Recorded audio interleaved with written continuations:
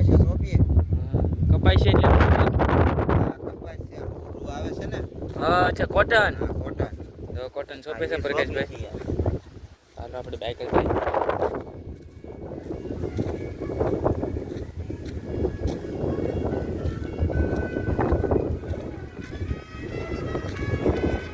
તો પ્રદીપભાઈ શું કરો છો તમે? અરે એમ નહીં, આ તમે ખેતરમાં શું કરો છો? ખાડા કરીએ. ખાડા મતલબ એના માટે?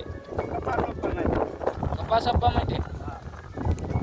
તો ગાઈસ જોઈ શકો છો તમે વરસાદ આવી ગયો છે તો બધી કપાસ સોંપે છે અને આ ભાઈ આપણે બધા સોંપે છે મને.